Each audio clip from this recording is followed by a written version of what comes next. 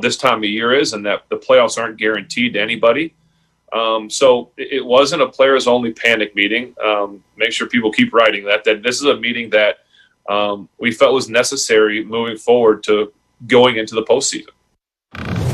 All right, and so here is the entire football squad. And Dominique, I'm starting with you because we talked about this morning. When he says it's not a players-only panic meeting, what do you say?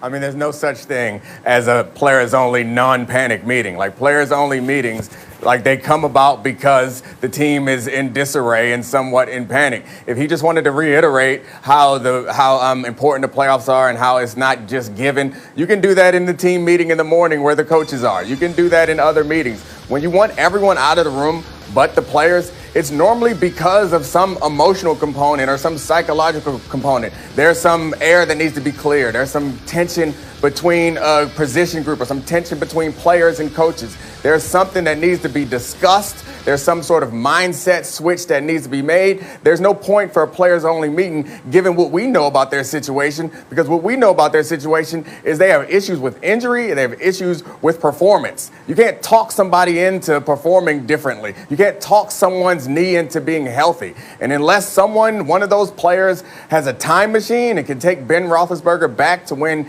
he could hold the ball for 5 seconds in the pocket and shrug off a defensive lineman, unless one of those players knows that, I'm not sure what they're meeting about. Well, let's try and figure out what the panic is about. Louis Riddick, you had their game on Monday night. You and I were just talking before we came on. We were both shocked, frankly, at how bad they looked in Cincinnati. So if they are panicking at least a little, what should they be panicking about? Yeah, probably a number of different things if you're going to use the word panic. Although from talking to them, I really don't get the sense that they are panicking. But I will say this, their level of concern went up significantly on Monday night. And I think first and foremost for me, look, I'm worried about Ben, but I'm not like out of my mind worried about him, because I think, look, he's a professional, he's a Hall of Famer. He understands that he's not playing well. He gets that, and you could see that on Monday night. But the thing that I'm really worried about with that offense is this. Their pass protection for a team that throws the ball as much as they do, you saw what happened to it on Monday night. You saw their tackles just got absolutely just ran through all night long. Carl Lawson just tortured Villanueva, the left tackle. And you see it right here on the screen. So this week they go up against the Indianapolis Colts. Have you watched the Indianapolis Colts pass rush? Have you seen what they do to quarterbacks? That's the kind of thing that worries me. If they aren't able to strike better balance in the run game and take some of this pressure off Ben to where he's dropping back 35, 40 times a game, if they don't get that figured out, they will be lucky to win one game. And that's something that surprises me to say for a team that started off 11-0, which I don't think was smoke and mirrors. I think this is a good team, but they have to get back to some sort of balance, and their offensive line has to play much, much better. You know, D. Wood, along those lines, like I happen to notice yesterday was the 48th anniversary of the Immaculate Reception. And for every single one of those 48 years, the one thing you knew about the Pittsburgh Steelers was that they were going to be a physical football team. So what is your reaction to what people are saying about them and what we're seeing on the tape from them right now?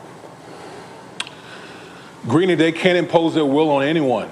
You know, and that's crazy to think about when you talk about the Pittsburgh Steelers, because usually when someone brings up the Pittsburgh Steelers, it's synonymous with, you know, physicality, defense, running the football, those type of things. And we all know that Big Ben is on the back nine of his career. There's no reason for Big Ben to be having to throw the ball around as much as he is. And the reason that he's doing that is they can't knock people off the ball. You know, that's been a big recipe for Pittsburgh's success in years prior, but they just can't do that this year, and it's starting to manifest itself out right now at this critical stretch where they've lost 3 games in a row. They can't protect the quarterback, they can't run the ball, and it's exposing the whole football team.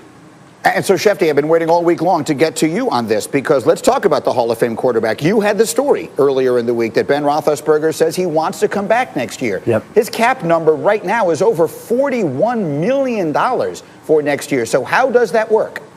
Well, he has the largest cap number of any player in the league next year, but it doesn't change the fact that he does want to play, he does want to come back, and he does want to fulfill the terms of that contract. And again, you can bring him back, and if you need more space, maybe there's a way to restructure that deal to create more flexibility to strengthen other positions. But make no mistake about the fact that he does want to return.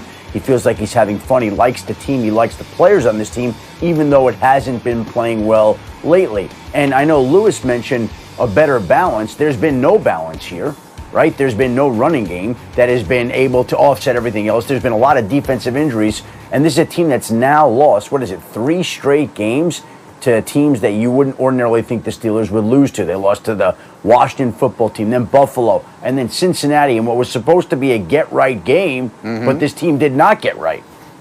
All right, and so that's where they sit right now. That's where we begin our football conversation, but there's lots more. Shefty, let's run through the hurry up here with a bunch of other stories, and it begins in Washington. What can you tell us about where everything stands right now with Dwayne Haskins? Look, there's a short and long-term answer here, Greeny. The short-term answer is this team still may need him on Saturday when it plays Carolina to start because Alex Smith is not assured of being ready from that calf injury. Long-term, obviously, there are questions about Dwayne Haskins. He lost his captaincy. He was fine. And again, nobody knows whether he'll be there. There are some people who believe that it's time for him to get out of the Maryland area where there are bad influences. Marvin Lewis, the former head coach of the Cincinnati Bengals, interviewed yesterday for the Houston Texans head coaching job. I think people look at Marvin Lewis and the job he did in Cincinnati and now see it in a different light and recognize the good coach that Marvin Lewis is and can be. And if you're looking for experience in the NFL, then Marvin Lewis certainly would bring that to a franchise. He has wrapped up his interview with the Texans. And Christian McCaffrey is not expected to play again this weekend due to that quad injury, due to the ankle, the shoulder, all the nicks and pains that have built up this year. And I would wonder this, if he's not playing this weekend and this team's been eliminated from the playoffs, why would you play him in Week 17? So despite the fact that Christian McCaffrey wants to play and would like to be out there, I think there's a real chance that Christian McCaffrey has played his last down in the 2020 season. No, it's just been an injury-plagued disaster for him all year long. Shefty, thank you. Meanwhile, I want to get to New England as our next stop, and I just want to play you this entire exchange. What you're about to hear is 42 seconds, and you will get a sense. Mike Reese is our Patriots reporter, and he is the best.